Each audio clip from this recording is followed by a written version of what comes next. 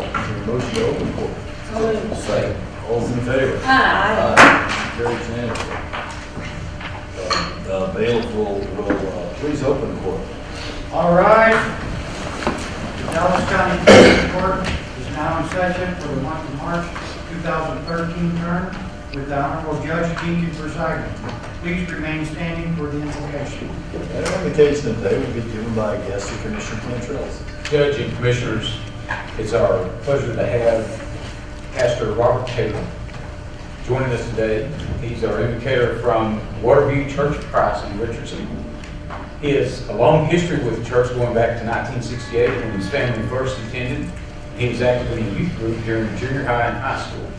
Pastor Taylor earned both his undergraduate and graduate degrees from Abilene Christian University and spent 20 years in local preaching until his return to Waterview in 2000. As the Minister of Administration, Evangelism, and Education, he performs many duties from coordinating Bible class programs to managing the technology needs of the church. Pastor Taylor is also the director of the Strengthening Missions Ministry, which provides video training to small mission churches. And he also serves on the board of the Oglesby Foundation, which specializes in training young preachers. He and his wife, Vicki, had 2 children, and he has a brand new granddaughter. So, Pastor, thank you for coming down today. Let's pray. Dear Lord, we come before you today as servants. We thank you for the freedom we enjoy in this nation. And we pray today for these, our elected representatives, for their wisdom to decide the important issues which affect all of us. May their deliberations give stability, prosperity, and protection to the citizens of this county. May we all work together to make this nation strong. For it's in the name of Jesus we pray. Amen. Amen. Thank you.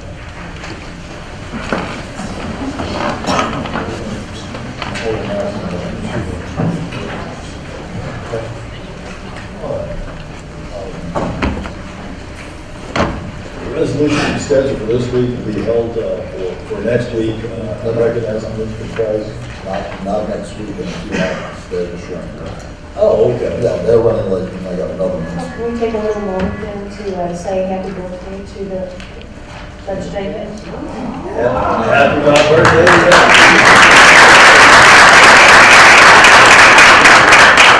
21 today for the 28th year in a row. It's not the age, just the fact that you were born. If we'd have known it was his birthday, we'd give him today off. Yeah. Man, I'd have taken it after reading my Dallas Morning News this morning. Commissioner Rick sent it to Judge Jenkins. It has a beautiful picture of tea. And we have, of course, tea. I mean, all my class have always, some kind of, so. And we have some fruit and some sugar for you upstairs. All right. So, He doesn't need that. I know, Commissioner, but I mean, I figure he was going to ask for some cake. And All right, we got some cake upstairs, so. everybody's invited. Should we take a 5-minute break, get all hopped up on No, sugar? we have to brush our teeth. But anyway, just congratulations, happy birthday. Well, Felicidades. thank you. When you consider the alternative, it's a good thing. I also, Judge, I wanted to say, Mayor Pro Tem of Grand Prairie, Miss Ruthie Jackson, wanted me to say that on April 30th, which is this coming Saturday, is the 167th birthday of Dallas County as well.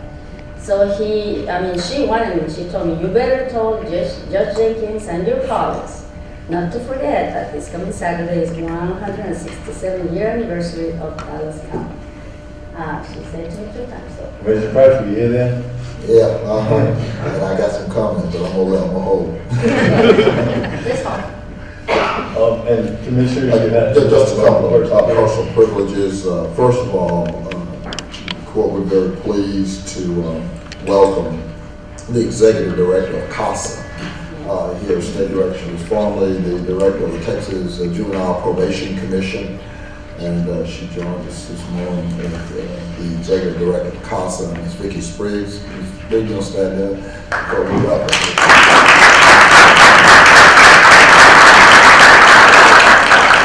We're always glad to see her and CASA is very fortunate, and as are we.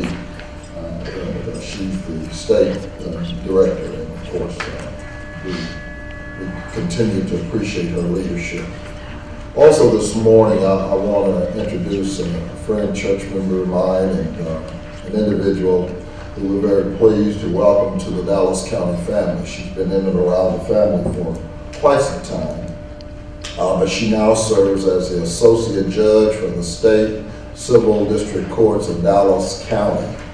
And she has a range of tasks. She earned a law degree from Thurgood Marshall. And of course, she began her career in the Houston law firm of Linebarger, Goggins, Blair, and Sampson. And she primarily did the litigation and bankruptcy matter. When she was promoted to partner, she relocated to Dallas. And she's just worked in jurisdictions all across the United States. So we're just glad this morning that she's now a part of the Dallas County family. She's a native of Tampa, Florida. I'm sure Ms. Richardson can appreciate that. She earned an undergraduate degree from Spelman College in Atlanta, Georgia. And that's one of America's oldest historically black colleges for women. And she's just been very real active in this community. So this morning, I want to introduce to the court Judge Monica McCoy Purdy, who is one of our new associate judges. Thank you very much.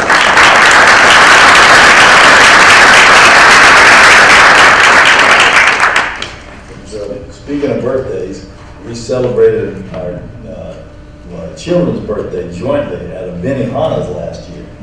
And I know she'll be a great judge because her kids were much better behaved. Okay. Well, that judge, like I said, Madison should be here. Looks like I see somebody in green. Green. There's a There you couple. go. So it looks like they're trying to line up and come through. So if you want to, we can move with the consent agenda and then we'll roll back. All right. Yeah, let's move the consent agenda. We're going to hold the bids, but let's move the consent agenda. Is there a motion on the consent agenda? So moved. Second. And before we do that, we actually have a speaker on the consent agenda. So we've got a motion and a second. I'm assuming there's obviously no discussion, so let's go ahead and hear from that speaker. Bailiff, could you read the rules of the quorum?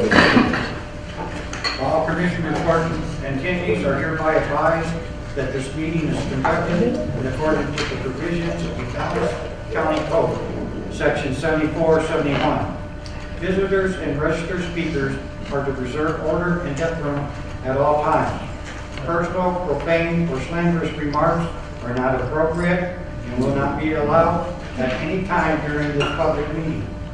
Any and all applause is to be kept brief in observance of time constraints. Disruptive visitors and or registered speakers may be removed and are subject to the penalties provided in the State of Texas Penal Code, Section 3813, 4201, and 4205. Registered individual speakers are limited to a maximum of 3 minutes, and the maximum discussion of any one topic is limited to 30 minutes. All right, and our first speaker is Ms. Joy Strickland. I saw her out there a minute ago. Don't you want to come forward? Let me kind of lay this out for the court. This is a matter.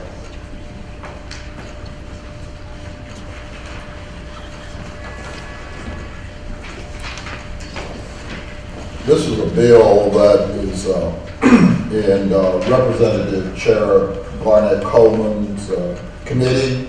It is carried by the Honorable Ruth McClendon of Barrow County, State Representative in San Antonio.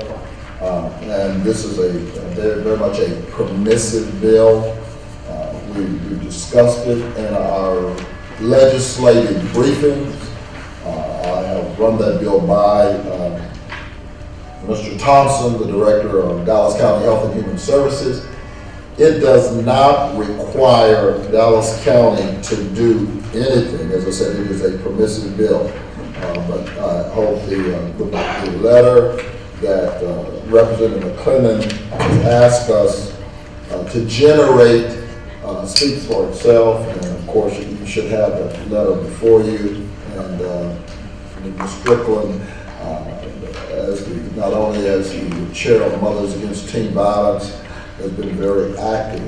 Last session with regards to this bill, and she now re-urges that bill. Strickland. Your name and address for the Yes, record. my name is Joy Strickland.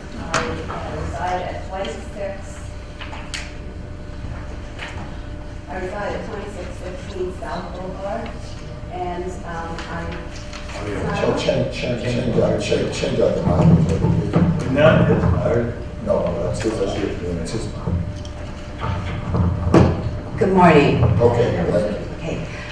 Joyce Strickland. I reside at 2615 South Boulevard. I'm the founder and CEO of Mothers Against Teen Violence, and I thank you all for this opportunity, and especially you, Commissioner Price, for supporting this agenda item. We're here this morning to urge your support for House Bill 3238.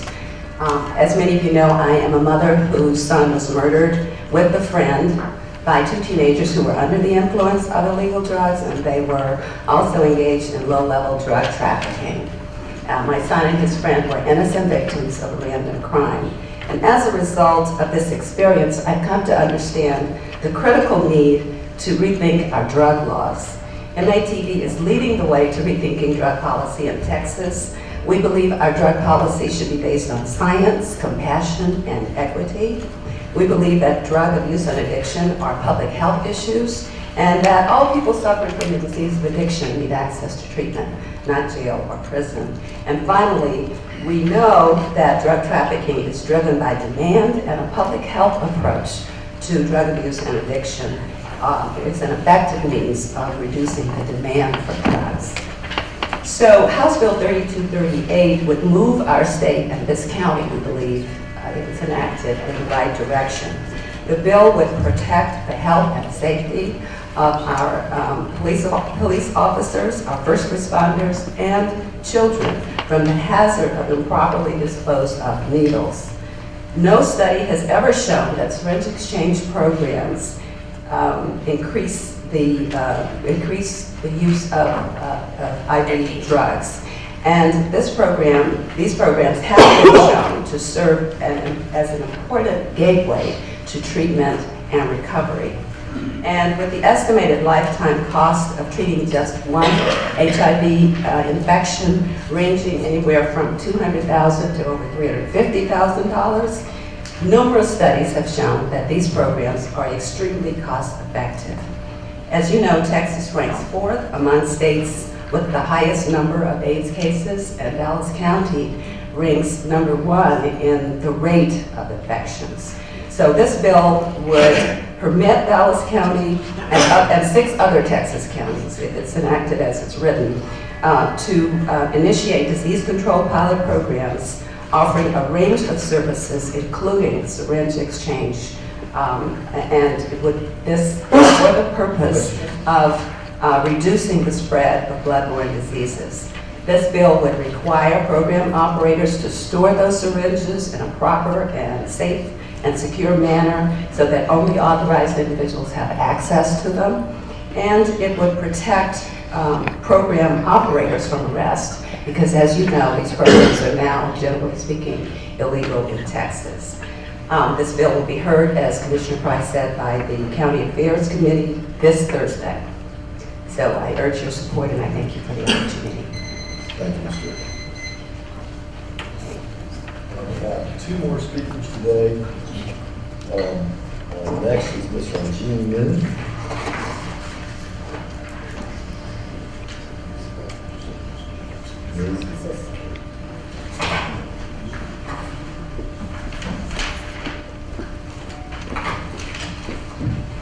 Good morning. Pull that mic out. My name is Ranjini Min, and I'm a board member of MATV. I'm also a registered nurse who has worked in the Dallas-Fort Worth area for over 14 years. I work in a hospital setting and serve as a staff nurse. Over the years, I have come to provide care to thousands of patients who are struggling with the disease of addiction. My time spent at the bedside with my patients allow me to understand that everyone is more than their current situation. Sorry. You're doing great. Consider all these distractions, these crazy demon-possessed sentences. Thank you.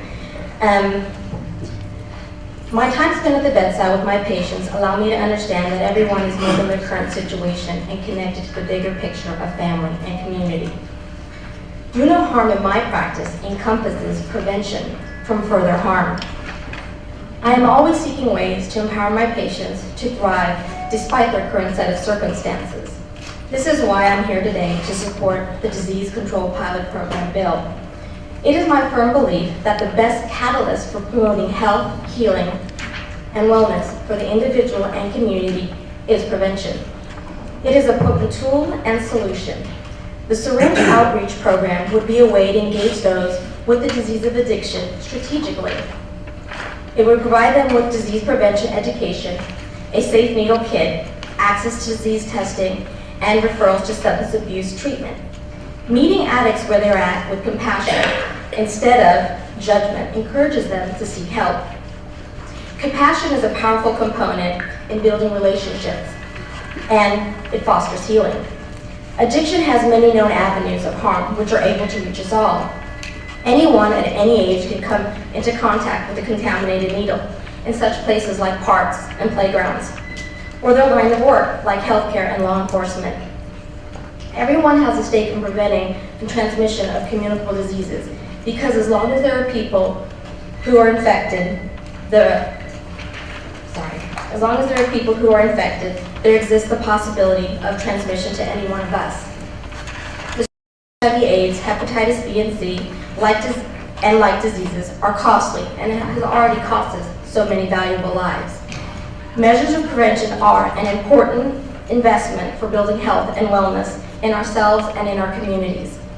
The Syringe Exchange Outreach Program would provide a point of contact where needs would be met with pathways to healing, hope, and recovery. I thank you for your time and allowing me to share my experience, and I urge you to please support the House Bill 3238. Thank you. And the last one is Dr.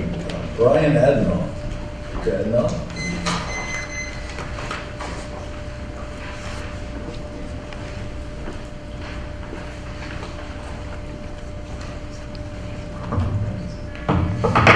This is cool. I get to raise up the mic. I don't get to do that much. My name is Brian Adnoff, and I'm an MATV supporter. My home address is 1910 Marydale Drive, Dallas, 75208. Although I come here as a private citizen of Dallas and speak only for myself, I'm chief of the Division on Addictions at UT Southwestern Medical Center and a full-time addiction psychiatrist at Dallas VA Medical Center. For the past 18 years at UT Southwestern, I've held the title of Distinguished Professor of Alcohol and Drug Abuse Research. I've authored over 125 publications on the biology of addiction, have been funded by the NIH for the past 18 years, and an editor-in-chief of the American Journal of Drug and Alcohol Abuse. I was recently named as one of the top addiction psychiatrists in the country by US News & World Report.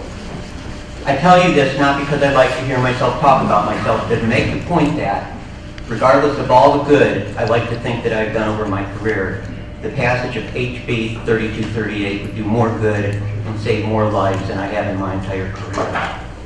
My research is focused on understanding the brain changes that occur when someone is addicted. We have come to understand that addiction is a brain disease, similar to other brain diseases like schizophrenia, bipolar disorder, or epilepsy. We are all familiar with people who are addicted either to cigarettes or alcohol or to harder drugs like cocaine and heroin. Similar to the person who continues to smoke despite being socially ostracized and short of breath and watches family members and friends die of lung cancer, the IV drug user knows their drug use is killing them, but they can't stop using it. Have you ever had poison ivy? Remember the itch? You want to scratch it more than anything, but you know you shouldn't. But the itch gets worse and worse. Finally, the itch wins, you give in and satisfy the itch. Now just imagine that you were addicted to drugs and that itch is in your brain but thousands of times worse than your poison ivy. You know that nothing will make it go away except to use the drug. So despite everything you know about the dangers of drugs, you use it. You feel your very survival depends on it. Whether you have a dirty or clean needle doesn't make a difference. Given a choice, you'll take the clean needle. But not given a choice, you'll use the dirty needle. HB 3238 offers us the opportunity to provide the choice of a clean needle. Clean needle exchanges for IV drug addicts have been proven to decrease HIV and hepatitis rates. In the U.S., at least 50% of IV drug users are HIV positive, and even more are Hep C positive. In Australia, clean needle exchanges were provided at the start of the HIV epidemic 30 years ago. Only 3% of IV drug users in Australia are HIV positive. 40 states now also allow clean needle exchanges. Just like doctors, I imagine the commissioners believe that one should do no harm. So my clean needle exchanges cause harm. There is a great deal of scientific evidence that clean needle exchange programs do not increase IV drug use. I've never met anyone who says, I would start using IV drugs if only I had access to clean needles. There are many reasons why people start using IV drugs, but access to clean needles is not one of them. Instead, clean needle exchanges provide an opportunity for medical personnel to interact with drug users. These contacts can often lead to a discussion of lifestyle and drug use, slowly opening the door to a discussion of treatment and eventually a referral to treatment. HB 3238 protects not only the drug user, but everyone in the community. Clean needle exchanges decrease the spread of HIV and hepatitis. The fewer people with HIV or hepatitis, whether drug addicted or not, the fewer hosts are available for transmission to others in the community. No matter how a citizen becomes HIV or develops AIDS or hepatitis, the more the financial burden on the community. Since most IV drug users in Dallas do not have insurance, this financial burden falls on the county. The fewer drug users with HIV or hepatitis, the more resources the county has to support other priorities. The fewer drug users with HIV or hepatitis, the less risk a little kid on a playground has of picking up an infected dirty needle left lying around. The fewer drug users with HIV or hepatitis, the less chance a Dallas police officer has of actually getting stuck with an infected needle when searching a suspect. Doctor, we got time on this, so please go ahead. I appreciate being offered the opportunity to address the commissioners and urge your support for this resolution. Thank you, Doctor.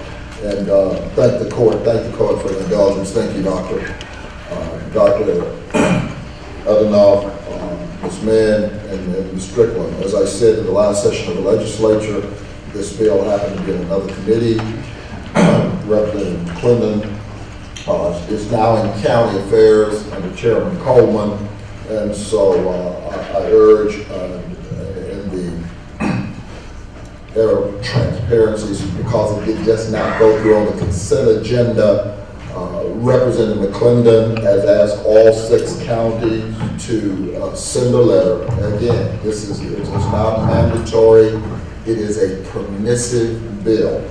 And I think that given where Dallas County is, I think this is a real opportunity for us in terms of health to improve the health condition of our constituents. And I just want to say thank you to our speakers. I think that all of you hit it, right on the nail.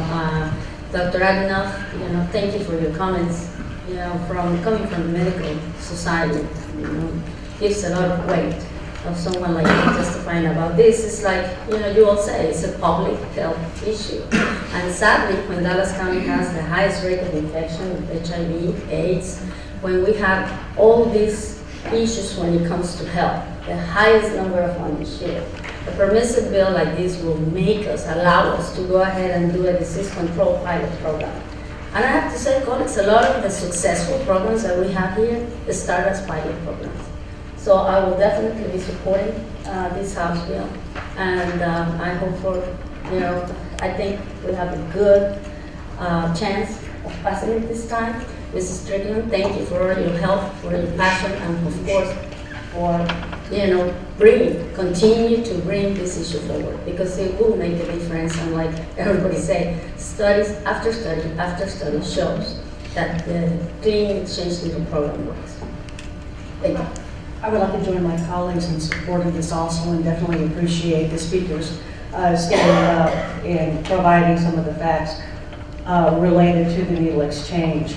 One of the items that people talk about in opposition would be that it increases the use of drug use overall. All of the studies that I have ever read have not shown that to be true, so that in effect it is for the benefit of the general public health of a community to include that particular aspect within its programs to address HIV positivity and other types of transmission of diseases. So thank you very much, and so we can do this session. And let me just say that in terms of the authorship of the letter, should any of my colleagues feel the propensity to augment it, that's okay. But I'd like to generate it so that this coming Thursday, that our delegation, those individuals who are supporting this bill, be able to carry this letter forward to the chairman and to the representative. And Commissioner, and I appreciate that offer. I'm not going to sign the letter, but out of respect for Chairman Coleman, because he is a champion for the counties. I'm not going to show the opposition of it, so that the matter can play out in the legislature. I will support it for filing only the 5-signature letter, but with regards to this bill, I would have to see more specifics in the bill, especially with regards to minors. If the county, and I'm assuming if the bill does make it through and get signed by the governor, that with it being permissive and allowing counties to weigh in on this, that we would have safeguards built in. When you talk about an anonymous needle exchange, I want to be careful when you involve minors in that, because you have to look at what us giving out needles to minors versus parents having that information, school administrators or juvenile officials, that kind of stuff. And also, what are the criminal ramifications if we do that needle exchange and then that minor is arrested or taken into custody? Then are we complicit in that? So different things like that. And then there's also an issue of, it basically comes down to you trying to solve one problem on any type of infection that you get from a dirty needle, but at the same time you're also supporting the drug habit that someone could overdose too. So there's things there, but I'm going to let it work through the legislative process, and then if it does pass and becomes law, then certainly I'd want to be engaged in that permissive program on how we roll this out. Well, I think Dr. Adanoff has kind of given historical, empirical data. 40 other states around this country and around the world. It would be different if Dallas was kind of the initiator. And as I said, I appreciate Ms. Strickland for leadership. However, there is empirical data that's out there. Right. And it addresses the surface issue, but it doesn't address the core issue. I got it. Well, and I'll remind For a successful program, you've got to tie in those long-term treatment and no, and I understand that, but it's not as though we haven't been at this bus stop before. We had some call a condom, and we are saying, we have some of the same kind rationale behind it, but look where we are now. yeah. So we Full pregnancy. So, yeah. Well, so when Dallas County first addressed this, when I first came on board in 1986, this program was moved over to the public health portion of Parkland Hospital, or UT Southwestern. So it wasn't like it wasn't being done out in the community, because the program continued. So, it's really not fair to say that actions on part of this court led to what took place out in the community. Because that program remained and even actually grew under UT Southwestern. So, But not this court, but a prior court sent a smoke signal that created a veil that in terms of the community and of course, not only our community, but around the state. Commissioner, only political parties get the smoke signal. The people out in the trenches that are addicts and using things like that, they never saw those smoke signals. But they still saw UT Southwestern reaching out and doing the exchanges, condoms and needle exchanges. I was talking about the health department put out the coastal. Okay, that's another story. I will be signing my name to the letter for the reasons stated by the witnesses. To me, probably the most compelling fact that was stated today is that Australia's had this program for 30 years. The population is roughly the size of Texas. They have 3% AIDS infection in their IV drug use. We had 50%. So for that reason, I'll be signing the letter. Mr. Martin, if you have it, could you cue up one shining moment for us? Because I see out here, that's the song they play at the end of March Madness. I see some state champs out here in the audience. Oh yeah, we got to vote on that. All right, we're going to vote on the consent agenda, and then you guys are up. All right, all those in favor? Aye. Okay. I recognize Commissioner Price to recognize our 3A state champion boys basketball. And it's not just March Madness, it's constant. Anyway, will the James Madison High School boys basketball state champions please come forward?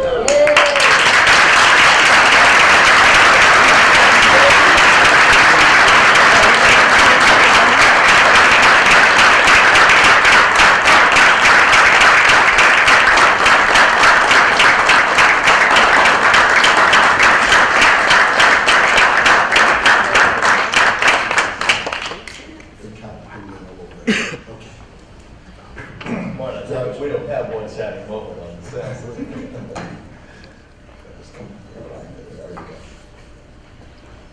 Judge, commissioners, this morning gives me great pleasure. Says whereas whereas the great James Madison High School was originally constructed in 1916 in one of the fastest growing areas of Dallas. And the building is on the United States National Register of Historic Places on the basis of its architecture as well as its importance in the growing South Dallas community. And whereas in the late 1940s, the demographics of the surrounding community shifted. And by 1956, the Dallas Board of Education announced that Forest Avenue High School would have its attendance zone redrawn to relieve overcrowding at the two existing Negro schools, Booker T. Washington and Lincoln High School. And whereas since then, the great James Madison High School is prestigious and notorious for its alumni, whose presence has been felt in the realm of sports, music, politics, journalism, law, and produced names such as the late Stanley Marcus, Aaron Spelling, Dave Stallworth, and elected president of the National Medical Association, Dr. Michael A. Lenore. And whereas the 2013 Great James Madison High School boys basketball team are in the same spirit of excellence and Trojan pride, amassed a record of 29 wins and 5 losses, which they dominated most of their opponents. And whereas the 2012-2013 Great Madison Trojans are made up of 8 seniors, 7 juniors, and 2 sophomores: Robert Pearson, Eric Robinson, Jamin Brewer, J.D. Wallace, Kwame Thomas, Derek Smith, Latarius Spearman, Devontae Wheaton, Cameron Bryant, LeBron Armstrong, Brandon Stanton, Derek Jones, Aaron Whitfield, DeMarcus West, Jonathan Turner, Edmund Gilder, and Devontae Robinson. And whereas the Great Madison Trojans are led by head coach Damian Mobley, assistant coach Rod Johnson, Tracy Flintroy, Greg Chapman, and managers Shelton Williams and trainer Latrice Moore.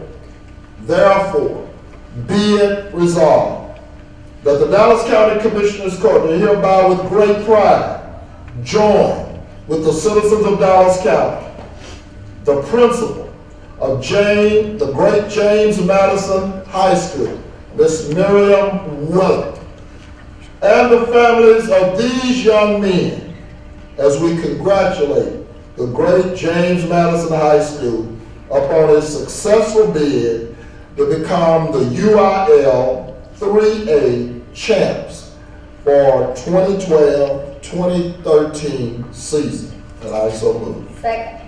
All those in favor? Aye. Motion carries unanimously.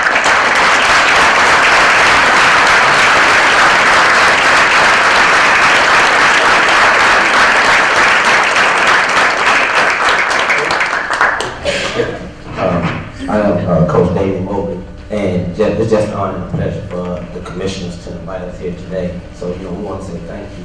And on behalf of the Great James Madison High School, again, it's been a pleasure to sit here and not just be recognized as us as for the great things that we've done, but just to watch the business being conducted here in our commissioners, in our court, and just allow these young men to be exposed to that, because it will be unbelievable how we, as a team first, and probably as a community, didn't even know this existed. And I try to teach them each and every day to not just use basketball as a avenue of getting you to college and things, but an avenue or an engine to expose you to a lot of other things. And, this has been a pleasure for us to see that just our accomplishment in basketball have brought us to the realm of politics and things that's going on in our city and our districts. All right, so it's an honor and a pleasure to be invited down here by the great commissioners of Dallas County. And thank you. Coach, let me just say that the other night at a town meeting in Madison, it's one thing that these young men represented us with dignity and honor, at the state level. We appreciate it. But I'll tell you, I sat there the other night for 2 hours, and I watched a number of young people that I've watched over the years in terms of Madison. This is primarily a tribute to Miss Marion Rowe. I recall the halls of the Great James Madison. And I recall some of the, let me just say, unmanaged conflict. I saw an individual bring leadership to that campus.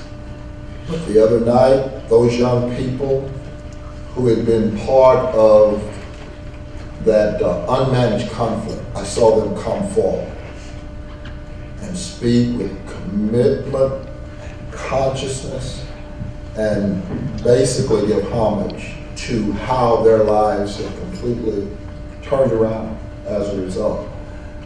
You guys know who I'm talking about. Who's that big 300-pound brother? Chris Blair. Okay, y'all know who he is. I'm a big brother. But I listened to him. I listened to him saying he was going that way, that Miss Willard brought him back. I listened to the brother, I guess from the University of Texas deal. He was here. I listened to the sister. I listened to young people talk about the kind of commitment and strength that the great James Madison had brought to their lives, and that how they're now on their way, as a lot of these young men, to college. But more than that, the discipline to the halls of the great James Madison and those parents. I'll tell you, I want to commend the faculty and the staff, these young men. But some of us remember, and it takes that kind of leadership so that these young men can concentrate and not only do well physically, but academically.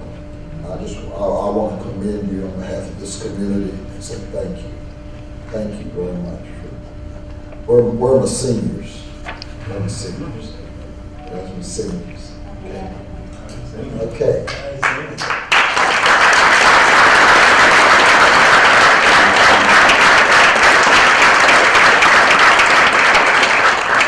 Juniors and the juniors, we got repeat. We got repeat.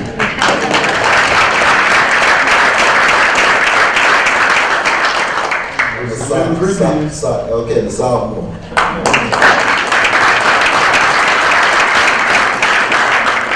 I just want to say, Coach, when the staff, let me just say, where's all the staff, these great staff.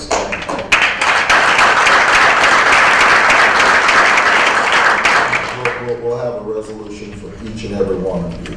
And it will be not only a resolution, but it will be a framed resolution. I want you to remember this day, as Coach said, not just the fact that you came out and got an honor and you bestowed an honor upon us, but you got your first real portal in the politics. What this level of governance, 254 counties in this state, what we do as an administrative corps. So thank you for just being here and honoring us today. Now, you usually the judge is the one that's hollering about a picture. I want a picture. I want y'all to Hey, team captain want to say anything? say picture. You don't have to say that. Where's the captain? Where's the captain? Okay, captain. Okay. So if y'all would just kind of line up around here and cover this thing, we'll stand. Y'all taller than this. Y'all taller than Commissioner Cantrell.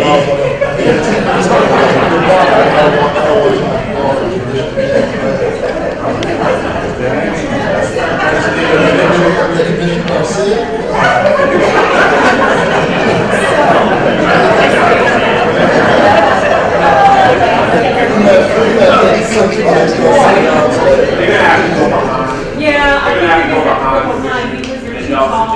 We can't.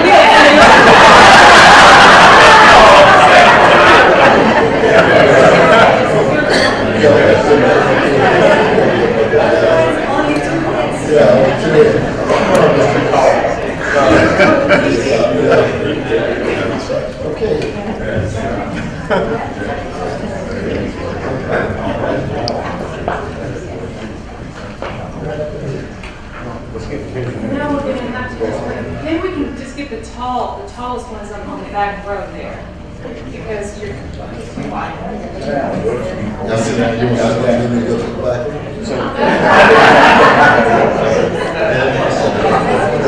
Yeah, you guys sit down. Yeah, I think if you sit down, it'd be better.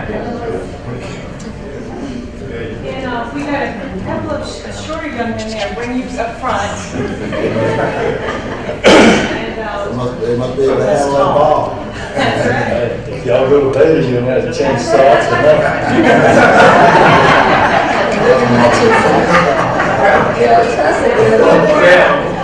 That sound like recruitment to me, man.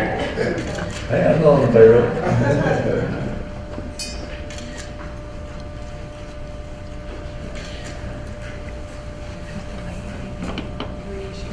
What?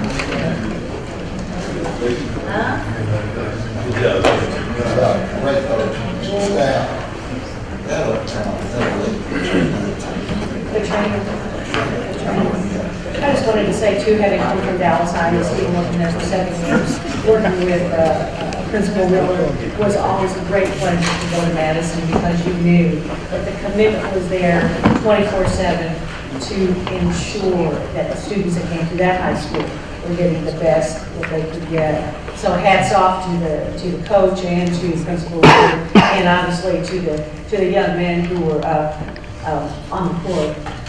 But thanks for allowing Dallas and the ISD to be blessed with your performance. I know you're being gracious with all the other DISD schools about y'all state championship. Not rubbing it in at all. Big story. So with that, Thank you. congratulations. That's good. All right, we're gonna hold a bid for 1 week to resolve one issue, and that takes us to the court orders. We have court orders 9 through 47. Is there a motion? No, court orders 10. 10. 10. That's right, 10 through 47. Right. I'll move court orders 10 through 47 with an amendment to court order 14. Okay. And I'd like to amend court order 14 to read appointing Darrell Martin to serve as a Dallas County representative on the Urban County's Juvenile Case Management System Stakeholder Committee and the Adult Case Management System Prosecutor and Courts Stakeholder Committees. What did it say, man? Well, it doesn't say all of Oh. it. It Just says JCMS. I need him on, because I'm going off of both ACMS and JCMS. I need him on both. I agree. And I'll second it and just amend that court order. I really want to make sure in court order number 16 that the tasks are there. We will provide further tasks. Okay, that is a compliment of us having heard civil service education on yesterday, and want to make sure that in 16 the tasks are there. Okay. We must know what we'll do. Exactly. And on order 46, I want to thank, Ms. Alberta there and her staff for continuing to work really hard with all of us and all the partnerships that we have in this project. Ms. Miller, is there anything that you want to add about this? It has only the sidewalks, however, it's a bigger project, what we have in this corridor. Yes, Commissioner, on this project in particular, this is going to be a joint project not only on Harry Hines, but also for Denton.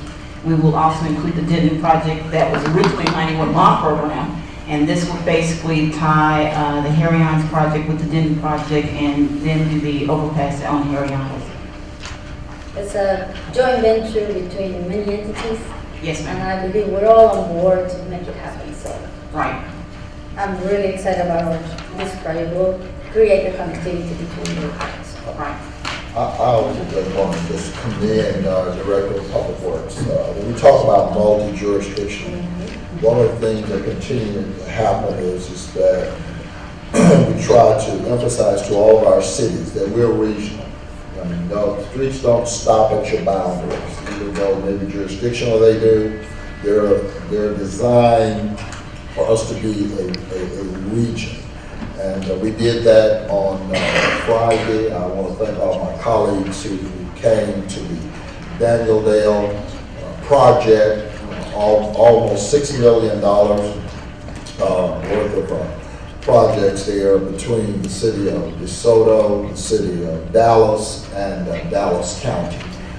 That was another project, a road that was wholly within the city of Dallas, but was the primary portal into the city of DeSoto in terms of their taxing, their greatest corporate tax portal right into Daniel Dale. But they could not justify spending those dollars in a road that is in the city of Dallas.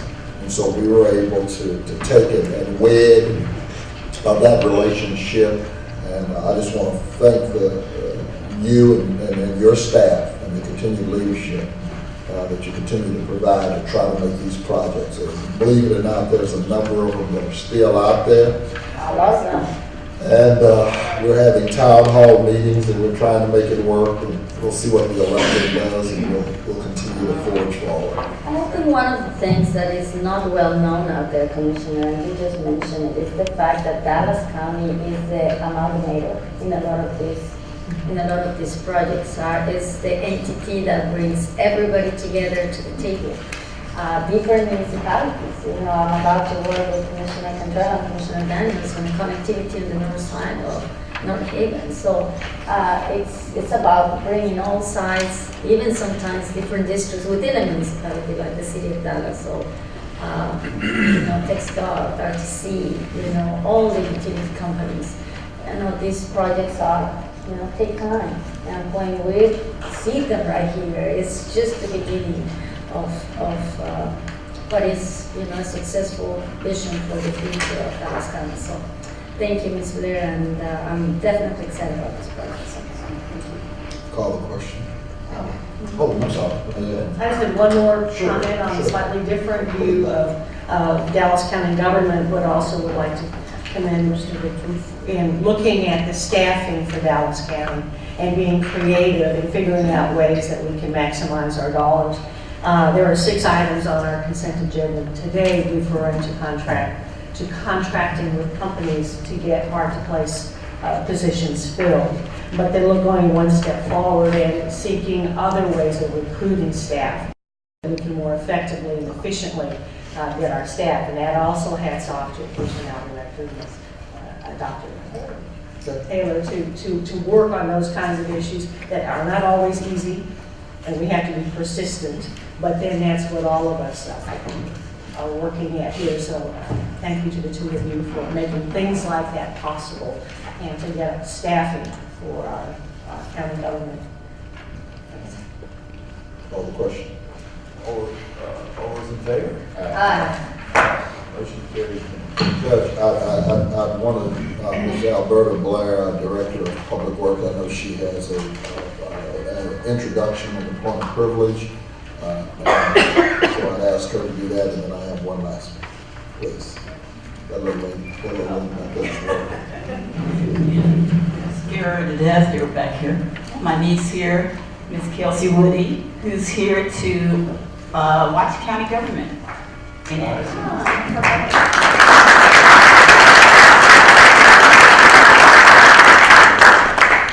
And the last person is a young man that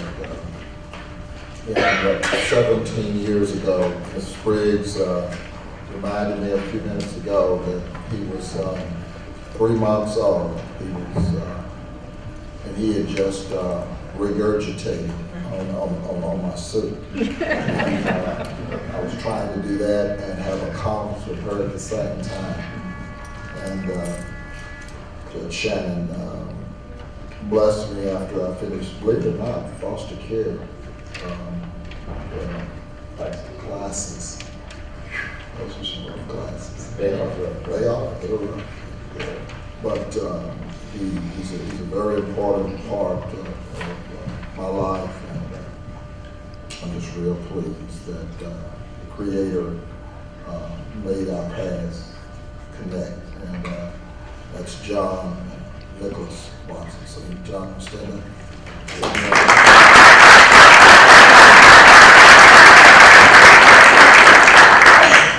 A long time since the education. That's right. Very good. 17 years. And you're worried about it more. Which part of it? That's it, Judge. Okay. All right, and that takes us to a briefing. Good morning, Judge Commissioners. Our item 1 is Park and Health and Hospital. I'm going to ask Commissioner Price if he could allow me to hold that one and come back to it at the end of the briefing session. We have a really light briefing session at this point, so I'll come back to that one. Item 2, County Judge, Employee of the Month Award winners. If you're here, I'll ask you to stand. First one is Melissa Massey with the Auditor's Office. Second is Sunesh Chakrabarti with HHS. Susan Bethel with HR. Cass Canavati with IT. James Walsh with Public Works. and Natasha Houston with the tax office.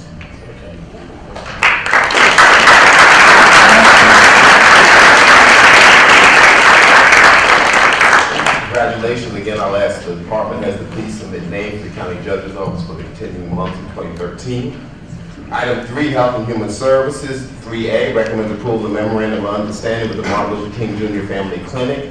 And B, recommends approval of memorandum of understanding with the Federal Reserve Bank of Dallas. Both of those are for public health emergency activities. Item 3C, recommends approval of administrative agency and quality management budgets of the fiscal year 2013 Ryan White Part A formula and minority aids initiative grants as outlined in your briefing. Item 4, County Auditor recommends the submission of the self-scoring application to renew the Texas Comptroller's Leadership Circle Award for program year 2013. Item 5, Information Technology. 5A, recommends approval of the IT security CJIS access policy as attached for inclusion in the Dallas County Code. And 5B, that quarter is on your formal agenda. Item 6, Budget. 6A is your conference travel training request. 6B recommends the addition of 1 public defender, 2 caseworkers, and 1 assistant DA to prosecute and defend individuals with mental illness in the Dallas County Jail. Item 6C recommends approval of request from the DA to add 3 temporary staff in the intake division to process the backlog of cases. And item 6D recommends the deletion of 1 senior secretary position in the county auditor's office, the addition of 1 administrative assistant, 2 temporary full-time system auditor positions, and 1 contract person to assist with the Oracle implementation, and refer to HR Civil Service to review and classify the positions. Mr. Brown has 1 bring up. Yeah, we'd like to get Commissioner's Court approval to issue a check for $150,000 to the United States Postal Service to ensure that we can mail out jury summonses. The department failed to submit the requisition timely to be able to get it out to this court's agenda. It will be on next court's agenda for ratification. Okay, got it. And with that, we'll go back to item number 1, the Department of Health and Hospital System, and I'll turn that over to Commissioner Price. Thank you, Mr. Martin. And for Madison, and listen to the coach few minutes ago, I want you to understand county government. Unfortunately, Mr. Darrell Martin is our court administrator, not unfortunately. I'm getting ready to go there. Holy cow. In 167 years, you heard Dr. Garcia say, Dallas County's been around for 167 years. And this table didn't look like this 28 years ago. Mr. Martin is the first African-American county administrator in 167 years. Ms. Alberta Blair Robinson, who is the Director of Public Works, is the first African-American in 167 years. Dr. Terry Smith is the Chief Probation Officer and the Director of the Juvenile Department, the first African-American in 167 years. Zachary Thompson is the second African-American who is the Director of Dallas County Health and Human Services in 167 years. And I say that Dr. Taylor, Maddie Taylor, is the second African-American director. What was her name? Sylvia? Help me, I'm getting a senior number. Anyway, second African-American director of HR, 167 years. Major Stanley Victor is the first African-American who is the director of IT services. 67 years. I guess I say all of that to put it in perspective. You can, but it's unfortunately you still have to fight. I'm the first Latina. Yeah. I'm the first Latina. Yeah, you're the first Latino. We still have to go that route too. Yeah, well, I'm the first African-American, but I'm the third. That's what I said. That's what I said second. Well, I think she did give them an apartment too. So, Well, oh yeah, but that was, we ain't gonna talk about that. You don't hear that? Oh, no, we don't want to talk. Sorry we get you out of the We don't really want to do that. But anyway, I'll say all of that, you know, just like you guys accomplished at state, it's still a practice and work every day. It still continues on. That being said, Parkland Hospital is a matter of, Mr. Shaw, you and Ms. Hollingsworth will come forward. This is about a hospital that is soon to be the largest hospital, not just public hospital, the largest hospital, probably bed-wise, in the country, in terms of authorization of beds. This is about where the voters of Dallas County, more than any other issue I've probably ever seen, passed a bond election, $750 million to support the construction of a hospital that's been around since 1954. And while I gave that history of James Madison, in 1954, African Americans were still being born in the basement of Parkland Hospital. And so this is about, out of a $1.27 billion project, where are we with regards to citizens of this community participating in this construction of this entity? And additionally, where are we with regards to the present hospital and its purchasing of goods and services? I know the board gets a report. Mr. Shaw is the CFO, and he's new to the job. I do want to commend you to him, because what I've seen since you've been there is what I consider to be an uptick in terms of commitment to including all of Dallas County as part of the Parkland family. Still has a long way to go, and I know you're not in the position, and I won't talk about that today, but I want to talk about the supplier diversity, where we are, how much money have y'all spent on that $1.27 billion. I want to know on the supply side, I want to know what does that budget look like, and how is it MWB, Minority Women Business Enterprise part of it, please.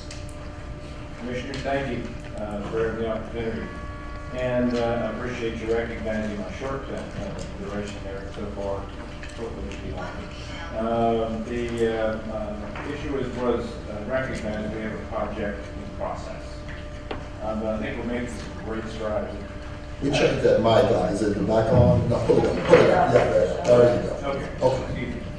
But I would like to, I don't know whether I have 167-year history to claim, but I would like to introduce Andrea Hollingsworth, who to my knowledge is our first director of supplier diversity and ethical sourcing. So I'm real proud of Andrea, and if any of you had a chance to meet her, she's probably the best writer I've come across so far. You'll enjoy getting her involved. One of the things that I did when I first got there was to elevate this department within the organization.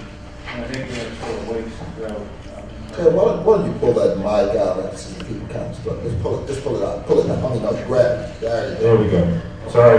No, that's all right. And so I'm real proud of Andrea, and she's going to be part of this presentation this morning, but I'd like to, if I could, just on page 2, we'll give an overview of how we're organized. If we get the technology working. And then Andrea's going to go through some of our statistics in terms of both goods and services as it relates to our purchases at Parkland as well, and then into where we are with the new Parkland, our NPC, and how we're doing there, roles. And then I'll come back at the last and talk about some of the other things that we've got going on to further these efforts as we go through minority recruitment. Well, minority diversity recruitment in terms of suppliers.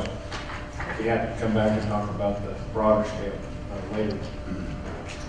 But if you'll see, here is our policy as it relates to MWB or E.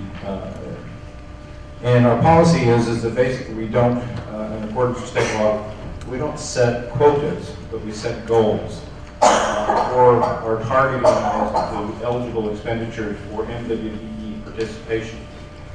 Generally, those fall into two categories.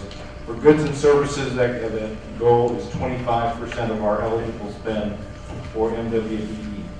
How did you set that goal? That 25%? The 25% was set actually prior to my getting there. But it's a board policy because they can't, I mean, it could be 30%, as it is, by the way, for New Parkland. And we'll go through and show you exactly where we are against those goals. Other things that we've done, well, there's certain things in a hospital, particularly that don't qualify for being eligible expenditures when you're buying very, tightly dictated categories of spend, for example, for medical supplies and things. They don't categorize because they're bought through a GPO effort in order to manage the taxpayer dollars. But to the extent that we get into GPOs or contract with vendors, one of our goals in the future is to make sure we're looking beyond that participation, asking them for their MWBE plans and how they're going to integrate that into our community. But if you can, you'll see on the chart here, I've taken this, the organizational design, and our new vice president of supply chain named Joe Velasquez, who I was going to bring this morning, but felt I'd orient him after this opportunity. And then also with me is Andrea Hollingsworth, who's our new director of supplier diversity. And then Andrea is hired, and we've expanded her department, and she's hired to be with her. And Anita Cleveland, who's right here, just stand, she is. Who's our latest addition to the program. So we're making progress, I believe, as a department, as we look at both minority supplier and diversity in terms of where we want to go. As you'll see in the next slides, as we look at, and I'll let Andrea go through these numbers, we categorize the first slide on goods and services. Good morning. Thank you for this opportunity to present the progress that Parkland. I'm going to ask you to project a little bit, Andrea. Okay. Watch people that are trying. All right. Thank you for the opportunity to share the progress that Parkland is making with regards to goods and services. So I've been in this role since 2008, and under previous leadership, did not have the necessary support that I needed, but do want to just acknowledge how helpful and supportive Ted has been since coming on and elevating the position, the department, and making supplier diversity really a part of Parkland's DNA. We're going to look at the numbers over 3 years and then, excuse me, year to date for FY13. So on the first line, we're looking at our total supplies. So those are all goods and services expended by Parkland Hospital for fiscal years 10, 11, 12, and then year to date for FY13. And then on that second line, you see exclusions, which are exclusionary categories that include certain medical supplies such as blood, taxes that we pay to government entities, insurance payments. Those items are excluded from the overall number of available dollars for supply diversity. Excuse me. And exclusions, how many fall into that category? Because that exclusion kind of concerns me. I understand blood, I understand being able to buy certain supplies, but are there others in that so-called exclusion category? Well, there are utilities. Some consulting services fall into that, legal services also, which in examination, we do know that there is definite opportunity in the legal services area. For How much have y'all spent offside on legal services approximately? Approximately, and don't quote me because I don't have those numbers, but it's about $1.2 million in legal services. But I can get the definite number for you. But the last report that I pulled, my last report that 2012, are you talking about 2013 or 2012 would be FY12. Well, 2012, I think y'all spent almost $3 million, and I definitely want a breakdown of who receive those services. Absolutely. In your consulting, that's very interesting in exclusion because again, when I pulled my number in consulting, y'all have spent about $16 million in consulting services. Well, a lot of the consulting services for FY12 and FY13 are going to be tied to CAP. And that was specifically given to, the consultants that we were able to use for that spend was given to us specifically by CMS. But there are definite opportunities, and on another slide, we're going to address those areas as potential opportunity to move forward once we get finished with the new Parkland project to increase MWBE participation, because we know once the construction project is complete, those dollars that we are getting at second tier spend, those dollars are going to go away, and we want to be able to maintain our goals and exceed them. And so we're looking at different categories to try to increase that participation. Okay, so if you look at the third line, it has what we have available for MWBE participation. And that's the number that when we are doing our calculations, we use that number to determine the amount.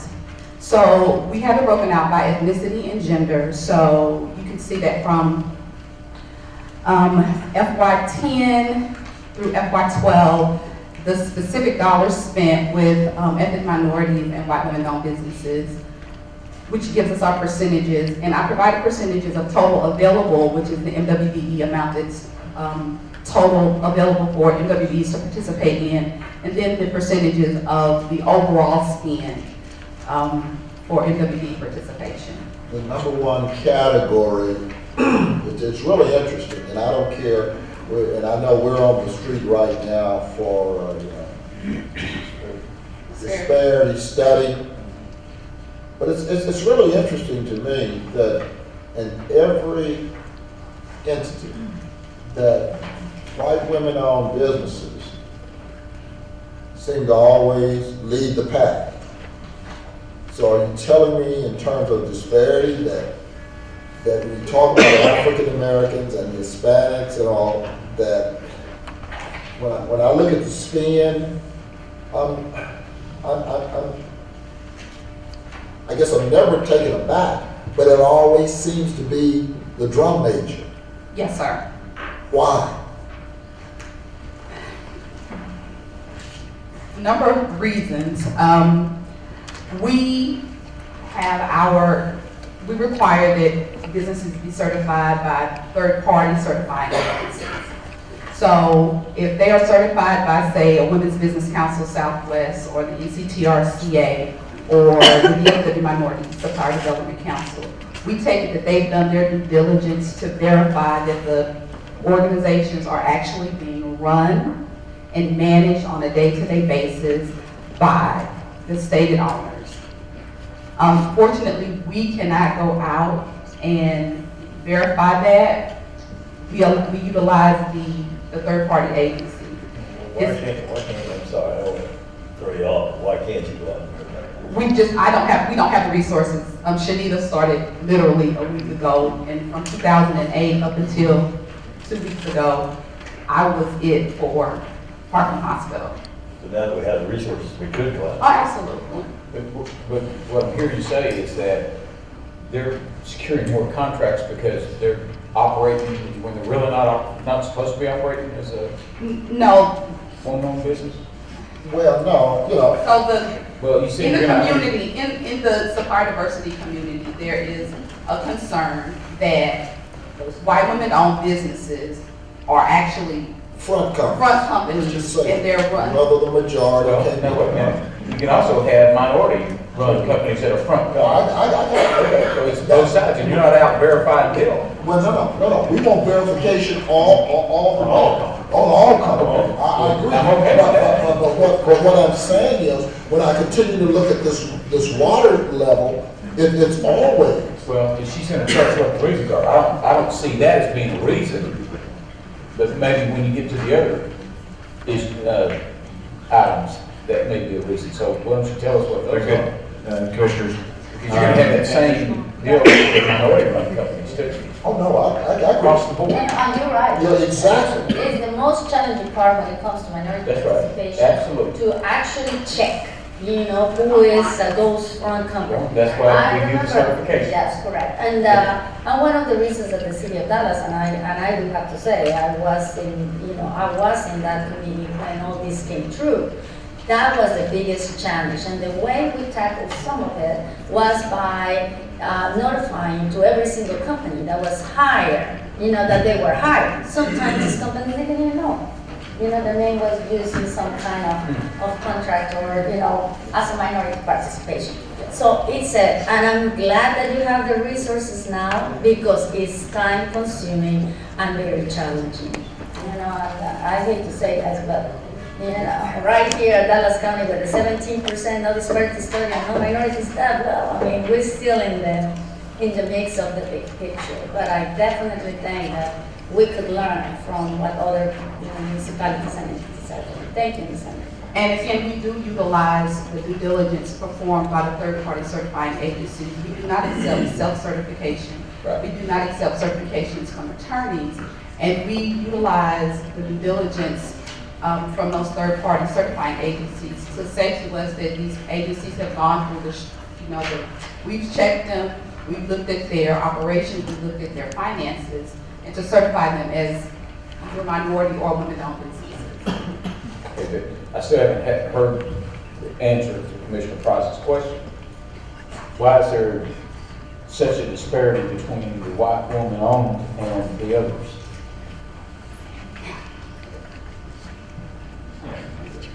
They've won the bid in the process. I understand. And they can That's certify the it. reason for it. I don't think we certify, we don't look beyond that in terms of looking for another reason. We try to recruit as many people that are as qualified for MWBE as possible. But that's the answer. You don't look beyond it. You look at the bid that's submitted based on their certification, and it's across the board. Everybody has to have that certification. Right. If they're not certified, they don't get counted as an MWBE. Okay. Yeah. They also have to fulfill the bid requirements. One of the things that I don't want to injure yet, that I want to address is we need to recruit more. And so one of the things, in addition to adding skills that we make use of compliance checks, one of the things that Andrea and I will talk about in terms of our strategies is how do we go out and get more people able to participate. So we're going to reach out to I'll just go there at the end. I'm going to tell you that our strategy is that I'm going to be going to, and with Andrea, all the chambers of commerce, all of the other organizations that we get to talk to them about how do they contract with partners. What is it that they need to do in order to be able to apply? We have opened what's called an OCHIP program. What kind of program? OCHIP. It's basically, some of the vendors, we have a requirement for insurance for certain people to be able to participate in bids. We've been able to take some of that now and work with some vendors that aren't able to provide that level of insurance and work with their insurance companies or working in terms of forgiving some of that so that they can participate in the level. So some of the ones that haven't been able to participate will be able to participate. We're trying to level the playing field. And that's a program that our new... But have you found that to be a barrier with anything other than ethnic minorities? Have you found that to be a barrier with any other group? I would have to, and great question, Commissioner. I don't have the answer to that. We just opened this process in the last month. And so... But you opened the process because you saw it as a barrier. And you saw it as a barrier for a certain group. It was a minority term. It was ethnic minority. See, and I'm back to what I'm saying earlier. White women traditionally have not had those barriers. And again, I understand, I think everything from the federal government on back, they haven't had those barriers, traditionally. And I just want the record to be clear, is the reason that they're becoming creative in trying to eliminate barriers for a certain group to recruit. Well, of Parkland, and we're gonna have to, yeah, So yeah. What I'm hearing you saying is not that you're going to start picking and choosing certain ethnic groups within the NWBE to start lowering standards or lowering requirements on those particular groups to get more participation. Is that? No, that's not what I'm talking about. Not lowering standards at all. We're trying to make some, help them in terms of their financial ability so that they can actually come to the table and bid. To address the barriers. Yeah, correct. So, Outreaching and giving the programs that And I will certainly allow. understand the outreach, but it still has to be a level playing field within that group. Right, so Commissioner, there's no reason for them to, because the way, we're talking mostly construction, right? and this one is in construction. You've got an overlay of insurance that well covers any insurance need that they have. And then when you go to a small firm. But that could also be a barrier to other groups within that Any NWBE. could be, Any NWBE could apply to this. Okay. It's across the board is what you're telling me. And so, but it's something that we're doing in order to allow more people to participate. We'll turn to, if we could, to New Parkland, and give you these statistics. Can you send that to us electronically? Absolutely. So this is a slide that represents the New Parkland Project Life Today participation. And this is overall participation for MWBEs and the dollars that have been spent on the project. So total dollars spent for goods, services, and construction total $578 million. And of that, 124 million were excluded. I'm sorry, what's available is 560 million for MWBE participation in both categories of goods and services and construction. And we are currently tracking at 26% in goods and services. 26% and 33% on construction, are overall at 31%.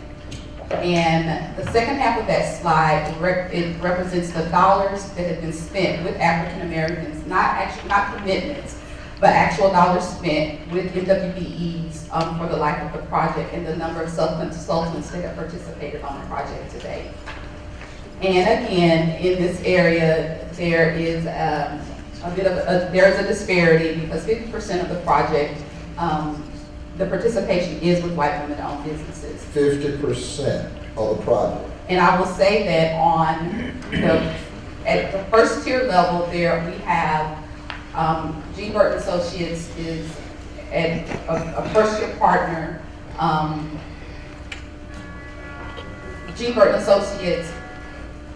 So there are, most of these dollars are made up of sub-consultants, but there are several consultants that are at first tier levels that are participating, and they are women-owned businesses, which is contributing to the spike in the amount of dollars for white women-owned businesses.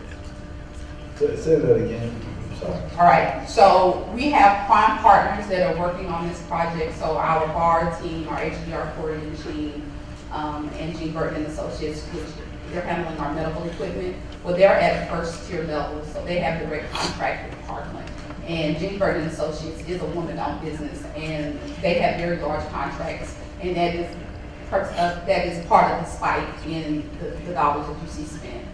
But the dollars going underneath that is to the subs of G. Burton Associates? No, G. Burton and Associates is 100% women-owned. But the dollars going underneath that. So are you saying that the women-owned business numbers are skewed on? No. They're just actual. They're just the actual dollars. that Based they on the spend. spend, and that's the way they developed. And then their second tier spend, which is, some of the primes have a subcontract. We're trying to make sure we blow all of that up to give you a better picture. Do you have it broken down between tier 1 and tier 2? I do have Or it. showing prime and subs? Yes. Can you send us that information? Yeah, we'd like to see that. Certainly. And I believe it's full transparency, so we're happy to show whatever you want on that. And what we had a comment before, Andrea goes to the highlights or some of the things that have happened recently is as we have gotten beyond those major construction components of the shell, as we get more into the interior now, we're letting those contracts, we expect that minority participation will actually jump. And hopefully we'll see it up closer as we get during this period of time, closer to 40%. Ethnic minority? Ethnic minority, because it will be in the finish out phase, and that would be areas of our opportunities for mid-level, smaller MWBEs to participate on the finish out trades for the project. You know, what's always interesting, two things. When they do contracts, and I'm taking your monitoring. First of all, is Parkland operating within what I call the paid invoice that does not impact WMBEs. In other words, when they make a submission, what traditionally happens in the industry is that majors, primes usually hold on to invoices 30, 60, 90 days. And that's been one of the concerns we've heard in the community. Is Parkland ameliorating that? Is that a concern with regards to Parkland and this project? I've only had one instance where that had been an issue and it was addressed. We made it very clear to our prime partners on this project that they need, as soon as Parkland pays them, they need to turn that money around to pay their sub-consultants. I receive on a monthly basis an MWBE report from each of the primes with backup from the subs, including the accounts payable ledger, so that we can see actual payments that have been made. I do know that in the industry, there is a propensity to hold those payments out, but we have requested that our primes turn those payments around as soon as they receive payment from Parkland. And again, there's only been one instance where there was an issue with a sub-consultant not being paid in a timely manner, and we did address that. I got a question. As far as retainage, are you hearing back from any of your minority subs that they're being pinched by the retainage? I have not had that conversation. I would think that if there was a problem, the subs would have contacted me, but I have not had that issue. In addition, Parkland's doing something that I actually haven't seen done before, and we actually have an external auditor every quarter go in and audit the construction payments so that we don't find out, 2 years from now that we spent something inappropriately. And they would have identified any of those late payments and told us about them. So I have not been notified of any delinquencies in those areas. It says a whole lot. Having an auditor, that's good. And then some of the project highlights, recently the Connector Bridge project selected for design services a 100% ethnic minority firm to do design services, which really is unheard of, especially because of the scale of the connector. But Moody Nolan, Texas, and they are partnered with another ethnic minority firm, Vidal Architecture. On the logistics building, it is also 100% ethnic award, and it's going to Thomas S. Byrne, and actually met with them last week to discuss some outreach, because when they get ready to do this project, they have goals of minimum 30% in how they're going to do some of their outreach. So in other words, just because they are prime and minority, they still have to. Oh, absolutely, absolutely. We fully expect all of our partners on this project, regardless if you're an ethnic minority prime or if you're a majority prime, that you would also meet our goals of 30% minimum. And because it's construction, we really do have an expectation that they're going to exceed that.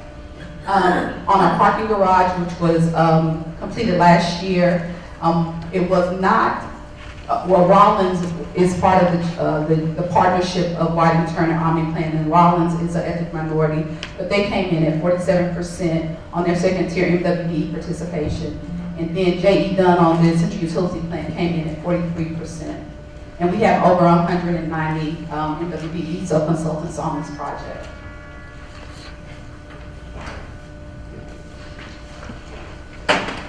As I indicated, I still look at this as a work in progress. My philosophy is that we should embrace everybody in the community and make it easy for them to do business with us. And so we're going to do some things in terms of education, in terms of outreach, that will help us improve those percentages, including what Andrea commonly calls the TED Tour. I will be handing out to making sure that I touch those bases and do participate in that education because I want to draw people in to work with Parkland. And I think that we can really improve that particular part of our outreach because we haven't done that in the past. Ted, you hail from some other venues around the country. How does Parkland, especially in your last installation, how does Parkland measure up? There's a couple things that Parkland's, first of all, I'll characterize their construction program and the controls around the park as world class. I had some other problems where else I was. But as it relates to supplier diversity, I think that we've got a ways to go. Some of the interesting things that I could do elsewhere that under statute apparently I can't do here in terms of awarding points for local businesses, awarding points for being an MWBE. Prohibited apparently under statute from doing that in the state. Where in other states, I can think of Arizona, or certainly in Florida, we were able to give some special consideration to local partners. Or give special consideration and extra points for people that are MWBE. Those things we can't do here yet. I'm still pushing back on that with our attorneys, but we'll see where we go. I understand it's not exactly done that way, maybe in Dallas County or at the airport. So I want to find out how they got to where they are.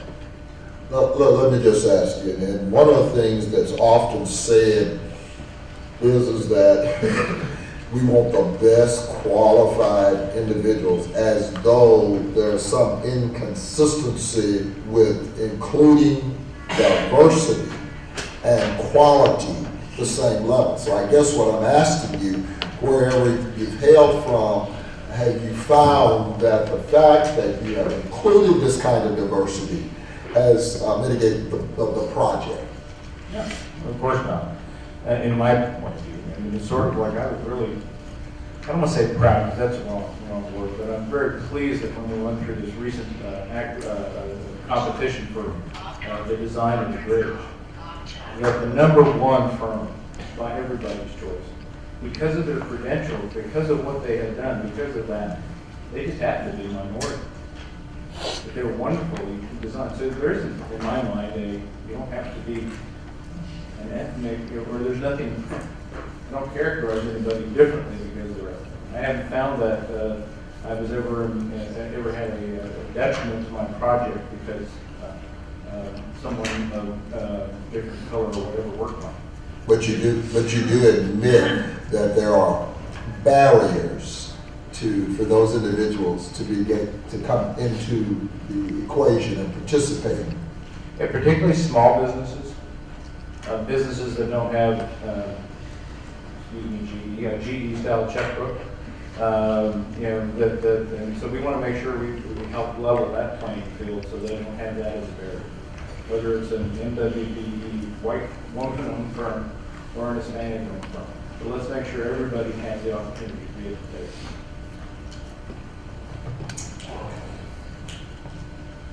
That's all I have today. Okay.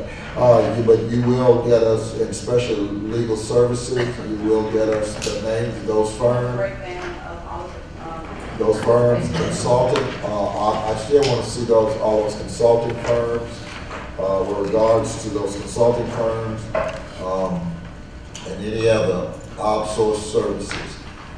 Because you get a chance to, without a bid, without a bid, you get a chance to get, well, someone does, and I don't know if you do this, or the two of you do this, or if someone else does it, gets a chance to select. In other words, legal services, if you got $3 million worth of legal services, somebody's making that call. And I don't know if you're making that call, then I don't know who's making it. I want to see what it looks like. Oh, I'm sure all of us do, but I want to see all, yes, just send us all that information. I'm assuming the board makes that call. Somebody makes a recommendation. For any contract over 200,000 by the board. But that what now? Any contract in excess of $200,000. But who does the selection to get to the board on the consultants? That's what we're asking.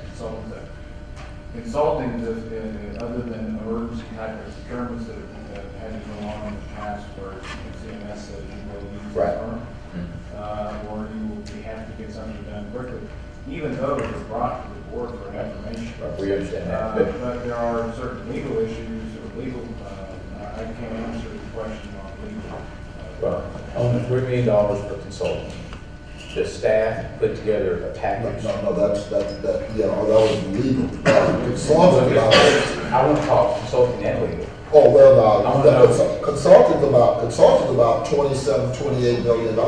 But I want to see the who makes the recommendation, and I know the board is the final, but who makes the recommendation on the staff? Well, there'll be a business owner that goes through a procurement process now, whether or not it's through a competitive bid or through a special procurement. Any of those bids still see the light of day, have to come through me and then have to go through the board. But they have to follow our procurement process, which we have a new procurement policy that was adopted by the board on October 1st. We probably need to see that too. I believe we shared that with the past. Yes, it was. Yeah, And I have to say, it's a good policy. I was very pleased to see it.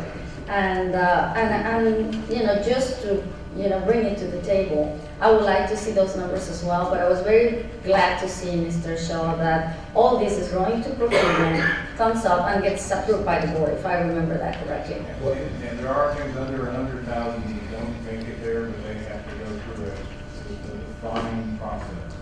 They don't. I thought it was 200,000. I thought it was 200,000. Okay. But everybody goes to Anyway, procurement. there's 200,000 that goes up to the board. If there is a contract that the board has approved, also any change orders in excess of $100,000 have to go to the board. Okay, well, once you get the information, and I appreciate it, and I appreciate your leadership. There are a few things that I appreciate out there, but I appreciate your leadership in this area. And the fact that you've elevated this participation by all the demographics in this community who participate in part. So, thank you. I'm very pleased with the improvements that you're doing in the minority NWE. I think that's been very good. It's nice to meet you, Ms. Andrea, as well. I think one of the issues that I also like in some of the policies that came to the board was the fact that the networking, that you're calling those meetings for networking for small businesses to know about the project, to know how much, to show them how can they be part of the process, because that is probably the most important part. Outreach into some of the minority chambers and Hispanic contractors and the African American Chamber of Commerce. I think that brings that opportunity to talk and for networking among companies so they can have, a great, bid, successful bid. And the other part that I believe has been really good is that you give the opportunity for them to know why they didn't get it. And just following the diversity staff is very important to have, different Spanish speakers, contractors, and more importantly, giving them the programs that sometimes will help them to get that bid, and that is funding issues. As you all know, a lot of the small businesses have those problems. And last but not least, the fact that they get paid on time. That's always a challenge, and coming from Dallas County, we have a very low participation of minority business. We have a lot to go. So congratulations, you're ahead of the game when it comes to. I didn't think anything about it down, but me hollering in the wilderness. Oh, no, they have been working, as not everybody hovers and it's great. I'm talking about down here. Yeah. From the 70s. Wow. I was telling you, ain't been no help. Anyway. Well, it's coming, and that's the most important. Could I ask that you send me the policy, because regretfully I wasn't here. Thank you very much. Thank you. Judge, that concludes your briefing agenda. If there are no questions on information or miscellaneous, you still have the speaker listed. We do, and the rules have already been read, so we won't read those again. Our speaker is Ms. Gwen Wooten. I don't see Gwen. Gwen here today. Gwen Wooten. Gwen Wooten. Not seeing Gwen today. We will move to our closed session, which is authorized under Chapter 551 of the Government Code. Any action deemed appropriate from the closed session will take place